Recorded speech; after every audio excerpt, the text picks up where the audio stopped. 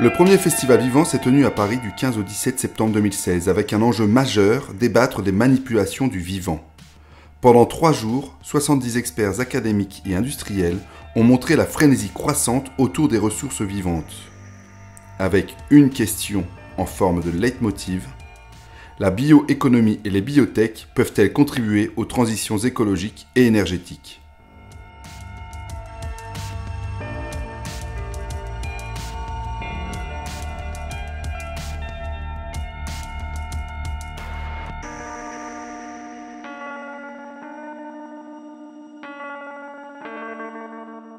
Je dois dire que sur la biotechnologie, étant ingénieur agronome, j'ai retrouvé à la fois d'anciennes amours et puis un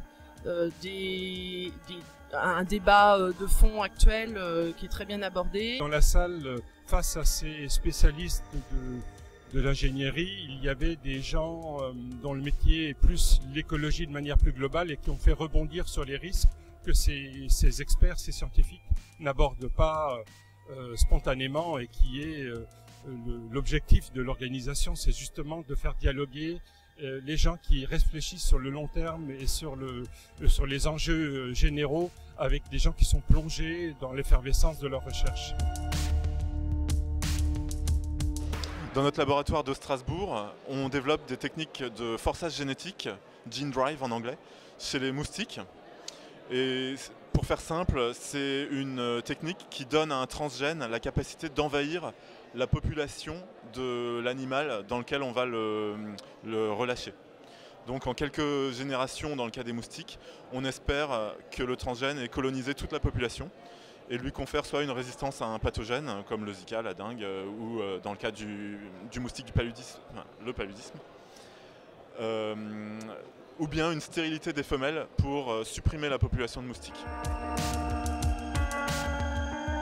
Par rapport à ces questionnements concernant les enjeux touchant aux biotechnologies et aux biologies de synthèse, un des enjeux importants, c'est la prise en compte d'une vision plus large, plus systémique, pour replacer ces questions-là qui touchent au vivant à l'échelle de la biodiversité. Puisqu'on parle ici du vivant, on parle de ressources, on est objet centré en quelque sorte, avec souvent des approches, et c'est classique et légitime au niveau scientifique, avec des approches réductionnistes.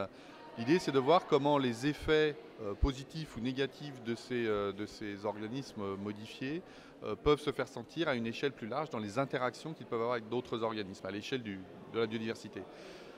Donc on peut faire un distinguo entre des processus qui sont menés de manière confinée, en laboratoire ou dans des productions industrielles, mais qui ne sont pas libérés in situ, si je puis dire, avec ce qui concerne la manipulation du vivant, cette fois-ci in situ, c'est-à-dire le pilotage de trajectoires évolutives de certains organismes, le fait d'amener d'autres à l'extinction, etc., qui posent des questions en termes non seulement d'interrogation sur les flux de gènes entre organismes de même espèce, mais éventuellement entre hybrides d'espèces différentes. Bon, il y a beaucoup d'interrogations là-dessus. Mais au-delà de ça, il ne faut pas oublier que le fait de modifier les trajectoires d'organismes en augmentant leur population, en les réduisant, en les répandant de telle ou telle manière, de toute façon, quoi qu'on fasse, génère des modifications écologiques pour les organismes qui vivent autour. Parce qu'on augmente des proies pour des prédateurs, on diminue des proies pour des prédateurs, on augmente des compétitions avec d'autres organismes. Éventuellement, quand on mène une espèce à l'extinction, on libère des niches écologiques. Et donc, les conséquences de ces systèmes pour les autres organismes sont réelles, mais extrêmement difficiles à prévoir, à prédire.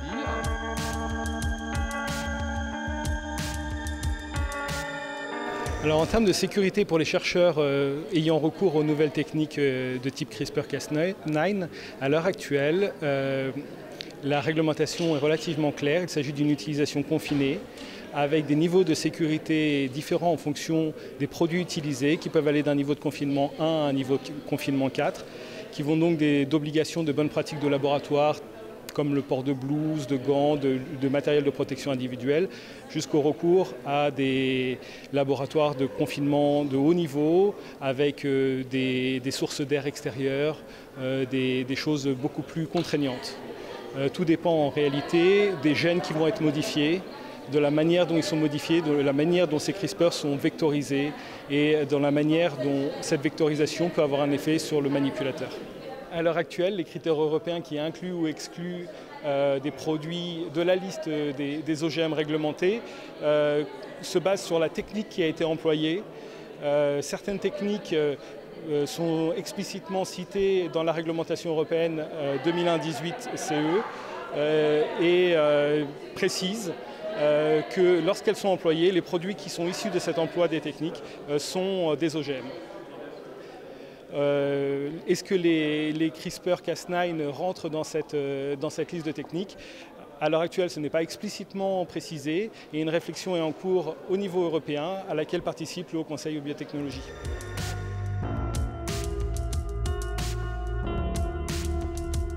Effectivement, on pourrait espérer que les agriculteurs reviennent un peu sur le devant de la scène et qu'ils prennent vraiment parti dans les questions d'environnement, d'écologie, de développement durable, d'alimentaire aussi, la question alimentaire et en particulier, par exemple, les paysans pourraient nous éclairer sur la différence entre ce qui est purement alimentaire et ce qui nourrit. Ils ont une connaissance des plantes et une connaissance aussi de ce que signifie cultiver la terre, qui pourrait être une source d'inspiration pour un très grand nombre de citoyens. Mais pour cela, il faudrait aussi que les paysans reprennent confiance en eux. Et le livre que j'ai fait était destiné à cela, à montrer qu'ils ont joué un rôle très important historiquement, y compris dans l'invention de modes de fonctionnement démocratique. Ceci depuis sans doute l'époque paléolithique, et qu'on les a destitués à la fois d'une compétence politique, mais même d'une compétence vis-à-vis de leur propre travail, et que cette destitution est aussi ce qui explique, je dirais, la naissance et le développement presque sans frein, sans limite de l'agriculture industrielle. Donc par exemple, je pense que toute la philosophie de Villemorin, par exemple, était fondée sur l'idée que les paysans ne savent pas ce qu'ils font et que les transformer en ouvriers agricoles, ça serait vraiment sauver la planète. Et aujourd'hui encore, il y a des tas de gens pour vous expliquer que l'agriculture industrielle est la solution pour la planète et que les paysans, en gros, ne sont bons qu'à appliquer des recettes imaginées au sommet. Et là, cette destitution-là doit vraiment être critiquée par les paysans eux-mêmes. Enfin, je pense qu'ils ont tous les outils intellectuels et éthiques aussi pour le faire.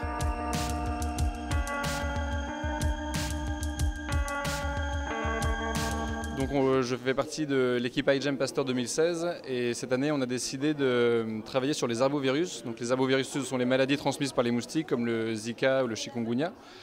Et le problème aujourd'hui, c'est qu'on ne sait pas où sont les moustiques infectés. Du coup, pour lutter contre ces virus, on utilise des épandages massifs d'insecticides pour tuer tous les moustiques.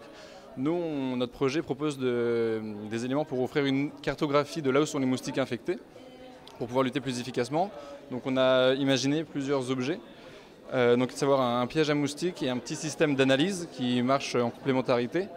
Et donc dans le système d'analyse, on a un patch qui est fabriqué grâce à la biologie de synthèse, où en gros des bactéries vont nous produire une protéine qui va changer de couleur quand elle va être en contact des protéines virales des arbovirus. Donc en fait, les pièges à moustiques ont vocation à être distribués le plus largement dans le monde pour pouvoir capturer les moustiques. On a donc un petit objet avec un QR code qu'on a juste à venir flasher, qui nous donnera la position GPS de là où a été posé le piège. Ensuite, on revient en laboratoire, on vient positionner donc, cet objet-là dans le petit système d'analyse qui est ici. On a juste à utiliser une solution de lisse pour détruire les moustiques. Nos petits patchs qui ont été fabriqués par biologie de synthèse se mettent à l'intérieur. On a juste à tirer la pompe, donc le lisa de moustique passe dessus, et les patchs changent de couleur quand si les moustiques sont infectés. Et donc ces informations-là sont rentrées ensuite dans une application qui, grâce à une base de données, va nous générer une cartographie de là où sont les moustiques infectés.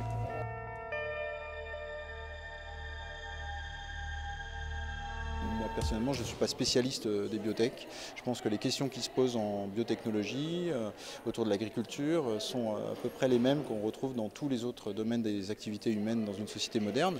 Et donc, ces questions-là, moi, m'intéressent parce qu'elles font écho à d'autres questions beaucoup plus générales. Et je l'ai vérifié, effectivement, aujourd'hui. De constater que le dialogue entre un système industriel, un régime dominant, comme on pourrait dire, un régime industriel qui est extrêmement récent, et donc ce dialogue entre ce régime qui ne peut pas vraiment changer sa trajectoire, qui n'en est pas capable, pour des raisons systémiques, le fonctionnement des organisations qui sont impliqués dans ce système industriel. Ce n'est pas du tout les individus, c'est vraiment le fonctionnement d'une société dans son ensemble. Ce régime ne peut pas se remettre en cause et on a donc un dialogue de plus en plus tendu entre des personnes qui cherchent à monter des alternatives, qui contestent à juste titre un certain nombre d'effets de ce système, et en même temps ce dialogue est extrêmement difficile et voilà, et les alternatives elles-mêmes sont à regarder avec beaucoup de lucidité, parce que tout ce qu'on appelle comme étant modèle alternatif, alors dans l'agriculture ça va être les AMAP, les circuits courts, en réalité ça reste extrêmement marginal et voire ça peut contribuer à maintenir le système existant par des mécanismes que je ne pourrais pas expliquer maintenant. Voilà, donc moi c'est par rapport à un regard général sur notre société, nos systèmes de production, notre économie moderne.